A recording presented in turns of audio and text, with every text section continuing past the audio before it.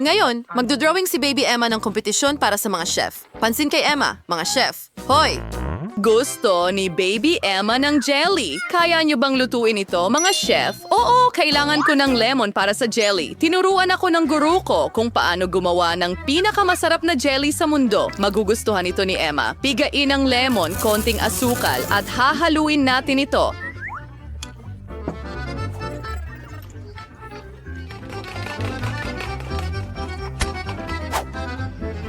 Oh, isang rosas. Mas interesante ito. Siyempre, para kay Baby Emma, tanging ang pinakamahusay na mga sangkap. Ang isang rosas ay magbibigay ng kasariwaan at kulay. Hindi mo maiintindihan yan, Samantha. At mayroon akong lihim na sangkap. Vanilla sweet syrup. Kaunting vanilla syrup para sa matamis na Emma. Malapit na akong matapos. Bilisan mo, Samantha. Akala mo ang rosas ay wow. Ngayon pa lang nagsisimula. Kailangan ko ng kaunting cream, masarap na puting tsokolate. Mas marami, mas mabuti. At ng pinakamasarap, bagong piga na katas. Hinahalo ito. Oh, kahit ano, gagamitin ko lang ang tunay na berries, hindi ang kanilang katas. Natitira na lang ay punuin ang lahat ng aking magandang vanilla jelly. Ano sa tingin mo, Jane? Sino ang nahuhuli ngayon? Inilalagay ko na ito sa ref. Handa na ang lahat. Ang mabilis ay hindi nangangahulugang masarap, Samantha. Siguradong pipiliin ni Emma ang jelly ko. Kailan kaya matitikman ang mga luto ninyo, mga chef? Gutom na si Emma. Nagyelo na ang jelly ko. Kailangan na naamalangkang itong ilagay ng maganda. Wow, Jane. Mukhang masarap. Hindi kailanman magiging labis ang pulbos na asukal. Nagdaragdag ng ilang maliliit na rosas para kay Baby Emma at ang mga huling detalye. At handa na rin ang aking jelly. Tingnan mo ang mga kulay. Kulang na lang ng ilang palamuti at mga puso para sa mahal na si Emma. Our runs for late, Emma. Square for Mono again. Magsisimula ako sa jelly na ito. Berries! Interesante! Wow, masarap! Samantha, nagustuhan ni Emma ang iyong jelly. Wow! Ito ay dapat subukan. Wow! Parang nasa hardin ako ng lola ko. Pinipili ko ito. Jane, congratulations! Emma, ano ang gusto mo ngayon? Wow, croissant ito. Mga chef, handa na ba kayo? Naku! Ready-made na croissants? Hindi ako chef kung hindi ko ito lulutuin mismo. Kunin mo ang akin, Jane. Ang recipe para sa tunay na croissant, sinabi ito sa akin ng kaibigan ko mula sa France. Kailangan natin ng itlog, asukal, at maraming gatas. Ngayon, haluin natin ang lahat. Mag-ingat sa harina, Samantha, o baka maging croissant tayong lahat dito. Jane, ano ang naisip mo para kay Emma? Mayroon akong napakagandang recipe katulad ko. Siguradong magugustuhan ni Emma ang croissant ko. Gagawin ko itong sobrang masarap at makulay. Jane, hindi ka namin kailanman pinagdudahan. Magkakaroon na ako ng totoong malambot na croissant na ayon sa recipe mula sa France. Kailangan na lang itong bigyan ng tamang hugis. Ang croissant ko ay hindi maikukumpara sa ready-made ni Jane. Mahalaga na maingat at dahan-dahang i-twist ito para maging maganda at nakakatakam. Wow, Samantha, ang croissant mo ay talagang mukhang handa na. At ako naman ay naglalagay na ng palaman sa aking croissant. Kailangan na lang magdagdag ng ilang sangkap. Wow, Jane! Nagpasya ka bang gumawa ng birdeng croissant para kay Emma?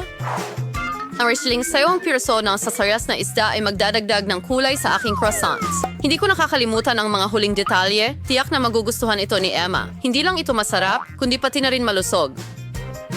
Oh, sa tingin ko luto na ang mga croissant ko. Oh, ang lalaki nila! Kaunting mahika mula sa chef. Voila! Ngayon, idadagdag na natin ang cream at mga berry. At nasaan ang mga berry ko? Jane, kinakain mo ang mga berries ko. Oh, nasaan na nga ba ako? Blueberries, pomegranates, at tangerines. Ang huling touch at tapos na. Wow, ang gaganda ng mga croissant. Matutuwa si Emma. Emma, alin ang uunahin mo? Gusto ko ito, kawili-wili. Ano sa tingin mo? Gusto mo ba ito? Hindi. Nakakadiri yan! Kailangan kong kumain ng masarap! Mukhang masarap! Ano sa tingin mo? Ano ang pipiliin mo? Oh, Samantha, congratulations! Nagustuhan ni Emma ang iyong croissant. Emma, ano ang gusto mo ngayon? Wow, isda! Mga chef, kaya niyo bang surpresahin si Emma? Oh, Diyos ko! At narito ang isda! Ano? Ito ang isda ko. Ako ang unang kumuha nito. Mga chef, pwede niyo bang hatiin ito sa dalawa? Hindi, ako ang nauna. Jane, sana hindi mo sinadya. Sige. Ngayon, akin na talaga ang isda. Ngayon, gagawa tayo ng hiwa para mas kumanda pa ang isda. Jane, may naisip ka na ba?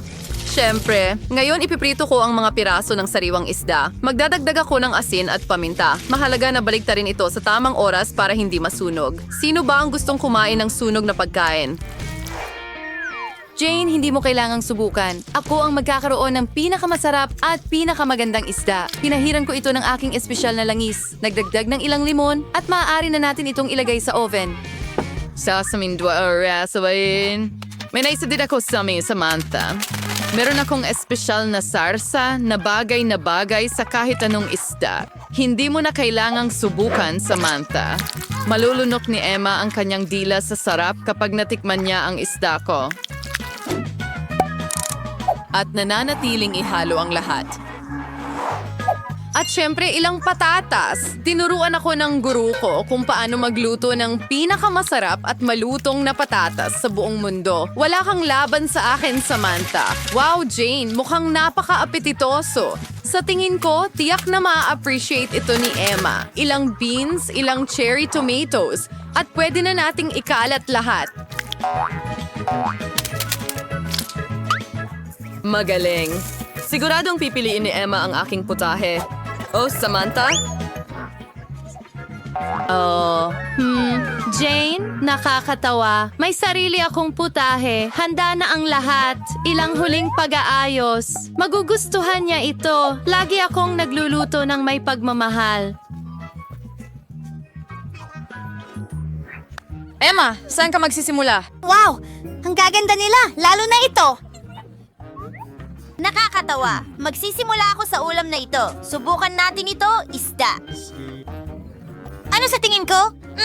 Gusto ko ito. Oo, hindi ito pwedeng iba? At ngayon, ito naman.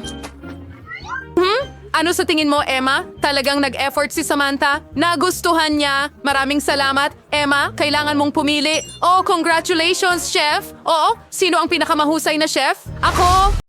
Ang daming produkto.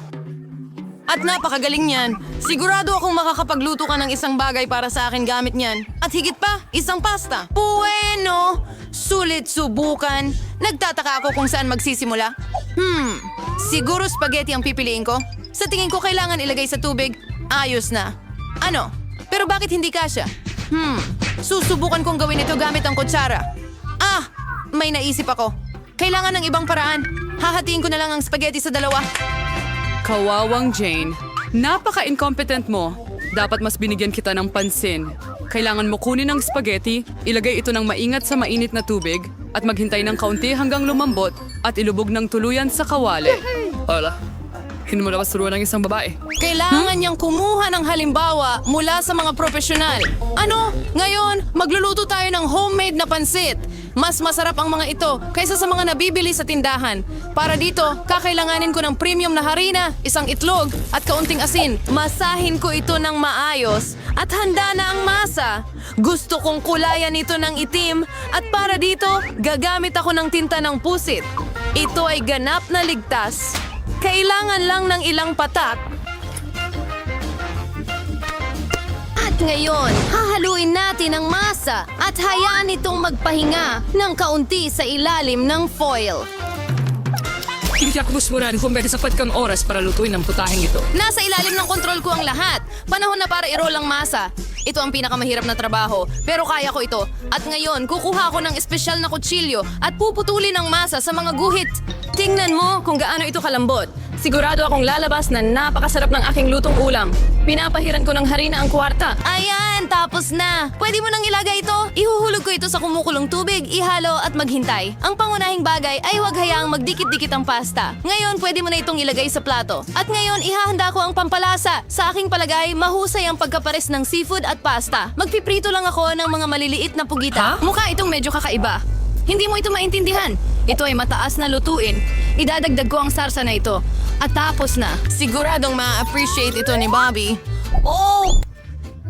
Sa tingin ko, mas gusto ng anak ko ang ketchup. Ne, saruan tilgawa mo. Sinusubukan kong kunin ang spaghetti mula sa kawali. Mukhang hindi ito pasta. Parang nagkaroon ako ng pasta casserole. Sa tingin ko, mas mabuting itapon na lang ito. Ah, may naisip akong ideya. Kukuha ako ng noodles na insik. Lagi itong gusto ni Bobby. Bubuksan ko ito, magdadagdag ng pampalasa, at magbubuhos ng kumukulong tubig. Ganyan ko ito gustong lutuin. Mukhang kawawa. At sa palagay ko, medyo maganda. Hurra! Grabe, ang daming putahe. Nalilibang ang mga mata ko. Hindi ko alam kung saan magsisimula. Ayoko ng mga pugita. Nakakatakot sila. Pero gusto ko ang pasta na may ketchup. Mahal ko ang sarsa na ito. Sa tingin ko si Granny ang gumawa nito. Ang Chinese noodles ay kaaya-ayang sorpresa. Lagi ko itong nagustuhan. Oh, hindi. Masyado silang maanghang. Hindi. Sa totoo lang, medyo masarap ito. Sa tingin ko, mananalo sila. Salamat. Ano ang gusto ng anak ko ngayon? Mahal, magluto ka nga ng mga chinsirya para sa akin. Kahit ano ang sabihin mo, bata. Wala akong ideya kung ano ang gagawin. Huwag maalagi, Jane. Kailangan mong balatan ang mga patatas. At ngayon, hinihiwa natin sila ng manipis hanggat maaari. Magbuhos ng kaunting mantika at lilikha ito ng masarap na malutong na balat. Buksan ang kalan sa pinakamataas na kapangyarihan at ipadala ang mga patatas sa kawali. Parang walang komplikado. Salamat, Lola. Susubukan ko ito. Kukunin ko ang mga patatas at babalatan. Parang may mali akong nagagawa. Bakit ang liit ng pirasong natira? Kahit na, sa tingin ko hindi nito maapektuhan ang lasa. Kaya, ngayon pwede na nating ibuhos ang langis. Buksan ko ang kalan at ilalagay ang mga patatas. Wag! Jane, wag mong gawin ito. Aray, mainit. Paano nga ba dapat ang langis? So, kailan ka singizet sa umay? Liz, keep ka. Di ka marunong magluto. Halik ka na. Makikita mo, magiging maayos ito. Jane, dahil sa'yo, na-distract ako at munti ko nang makalimutan ang aking niluluto. Magiging espesyal na naman ang aking lutuin. Gagawin natin ito gamit ang tortillas. Salamat dito. Magiging mas malutong at masarap pa sila. Sinusubo ko ang hiniwang tortillas sa mainit na langis. Tingnan mo kung paano ito umuusok. Yun ang kailangan mo. Tapos na, makukuha mo na. Parang totoong nachos. Kailangan lang ng mga pampalasa, pero aayusin ko yan. Una, kailangan mong ihain ang ulam. Isa kayo sa mentos tarumpires sa inong itim na plato. Sa halip na pampalasa, kukuha ako ng kaunting keso. Sir, kung pinagumagos, pakihirap higrin ng sarili at hindi tikman. Idaragdag ko ang ilang gulay para sa dekorasyon at iyon na. Oo, munti ko nang makalimutan. Kailangan ko rin ng katas ng dayap. Magpapating ka dito sa lasa nito. Tingnan mo kung gaano ito kaperpekto. Ilalagay ko ito sa plato. Wow! Wow! Hindi ko rin tatanggihan ng ganitong ulam. Pero mukhang hindi maganda ang patatas ko. Kailangan ko bang itapon ulit ang lahat? Teka, may naisip ako. Kailangan mong magdagdag ng mga pampalasa. Tatakpan nila ang lahat ng kapintasan. Ilalagay ko ang mga patatas sa isang mangkok at tataktakan ng marami sa ibabaw. Mukhang mas gumanda na. Hahaluin ko ito at iyon ay naging masaya. Ilagay natin ito sa plato. Nakakita kung ginagawa niyo ang lahat ng makakaya niyo. Bon appetit, Bobby. Subukan mo. Sa gayon, sisimulan ko ito. Gaano karaming pampalasa? Hindi ko gusto ito. Mas mukhang maganda ang dish na ito. Sige. Oh, anong nakikita ko? Nachos? Sa totoo lang, hindi ko ito inaasahan. Oh, ito ay cheese sauce. Ayoko nito, kaya ang panggitna ang panalo. Salamat. Ang anak ko! Ito ay mga totoong cake. Tama yan, Jane. Gamitin mo ang mga ito para gumawa ng cake para sa akin. Wow! Gusto ko nang magsimula sa negosyo agad-agad. Wala akong duda kasi ikaw pa rin ang aking matamis na kinagigiliwan. Kaya mahusay si Lola sa paggawa ng kahit anong panghimagas. Ang puting sponge cake ay pinakamahusay na pinagsasama sa buttercream. Gaya ng nakikita mo, mukhang masarap na ang pagkain ko. Tapos na ang pangunahing bahagi ng trabaho. Kailangan mong maayos na pakinisin ang cream. At ngayon ay papalamutian ko ang aking cake gamit ang mga chocolate bar. Mahal yun ni Bobby. Ano pa ang idadagdag ko? May naisip ako. Itong mga maselang candies. Mukhang perpekto. Wala ka nang maiisip na mas maganda. Maglalagay ako ng matingkad na accent sa pamamagitan ng Skittles. Ayan, ang huling candy. Hindi ba't kahanga-hanga iyon?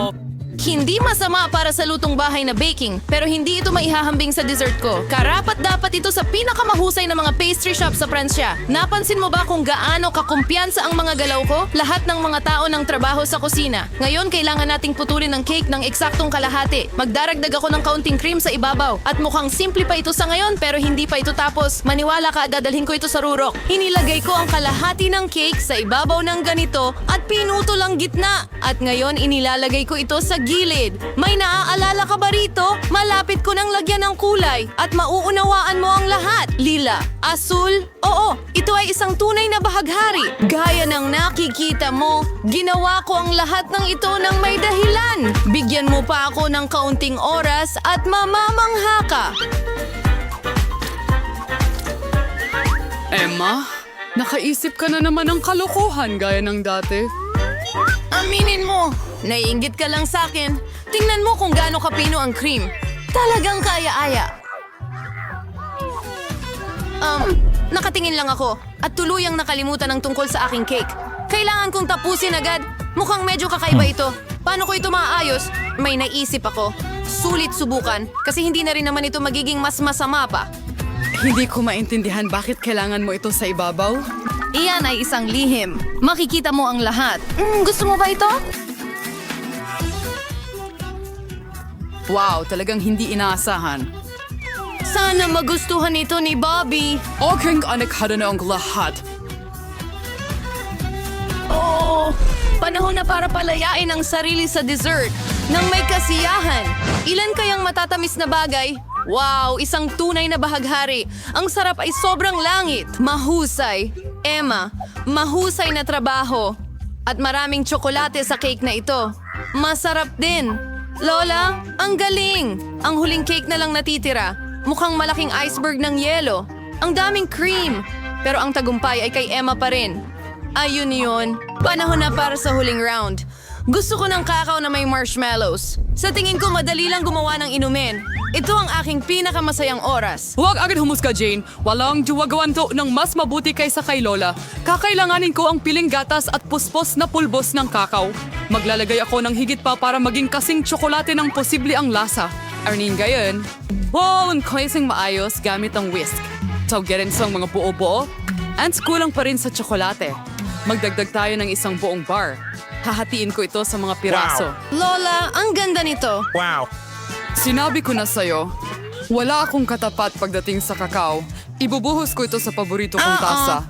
At tapos na. Maaga kang masayahan, Lola. Hindi mo pa natitikman ang kakao ko? Tingnan mo lang ang tekstura nito. Perpekto. At walang gatas. Puro cream lang. Kailangan kong ihalo ito ng maayos gamit ang mixer para makakuha ng banayad na bula. At ngayon, ilalagay ko na ito sa ibabaw. Halos makalimutan ko ang marshmallows at kaunting tsokolating sarsa sa ibabaw. Wow, namin ko kahanga-hanga ito. Maniwala ka, kahit ako kaya kong lutuin ito. Parang may kulang. Tama, whipped cream. Kailangan pa nating magdagdag. Magugustuhan ito ni Bobby. Paano kaya kung maglagay rin tayo ng Oreos? Sa tingin ko masarap kapag kumakagat. Kaunting candy hindi rin makakasama. Waffle tubes, chocolate syrup, at sprinkles para maganda. Perpekto. Tapos na ito. Magpakasasa ka, Bobby. Hindi masama, hindi masama. Patuloy mo akong pinapasaya. Oh, napakaraming candy sa itaas. Pwede kang uminom at magmerienda ng sabay, tamang balanse, pero hindi ako hihinto. Oh, Lola, tasa mo ito. Ang inumin ay medyo okay lang. Gusto kong ihalo ito ng ibang bagay. Sa tingin ko, pwede na ito. Oh, medyo mayaman nga. Pero mas gusto ko pa rin ang unang inumin. Ako ang pinakamahusay. Kung